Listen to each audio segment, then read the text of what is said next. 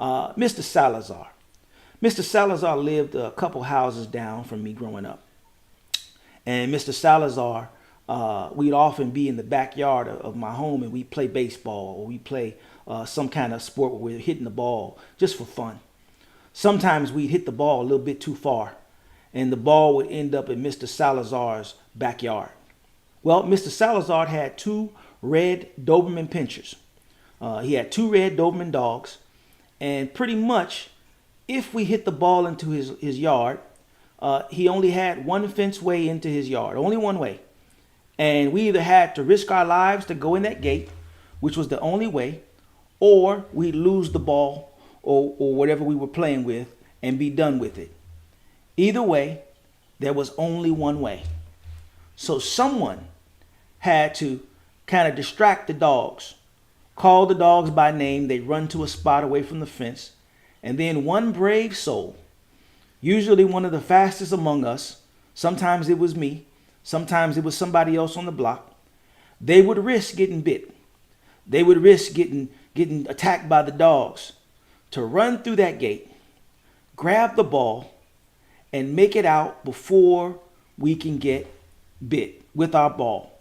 Well, as I thought about that text, I thought about one who risked it all to run in and retrieve you and I from the dogs of hell. There was only one that went. He did it because there was no other way that we can be saved. That was Jesus. He went through that gate and he went in, and we were the ball that was in the yard with the dogs.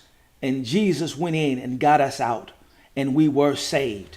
Salvation means to save, and there is no other way, and there is no other name, no one greater, no one sweeter, no one with more power, no one who is able to keep us from falling, no one able to deliver us from all of our enemies, no one who is able to make sure that we're safe day in and day out. No one can cover us from the top of our heads to the soles of our feet the way that the name of Jesus has covered us. No one can save us, so that no matter what happens on this side, we can rest assured for salvation, we get glory on the other side. Oh yeah, there is no other name, the same name that saved my grandmothers, the same name that saved your family members that have gone on before us. The same name that they believed in is the same name that saved us. And guess what, family? I got good news for you, is that same name still holds power today and tomorrow to save whoever you might be praying for that's still trapped in that gate. There's somebody still trapped out there with them dogs, and Jesus can still go in and save them. That's why we continue to pray for them. That's why we continue to intercede for them. We intercede for them because we know the way. We know the truth. We know the life.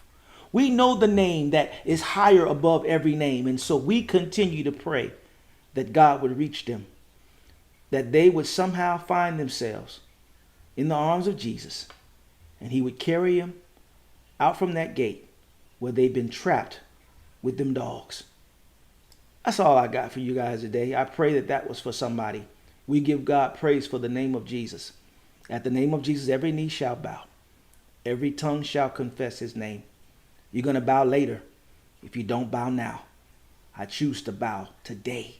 There is none greater, and there is no other way. No other way. He did it because there was no other way. The connection was broken. There was no other way. The only way to bring us back into true fellowship with God was for Jesus to do what he did for us.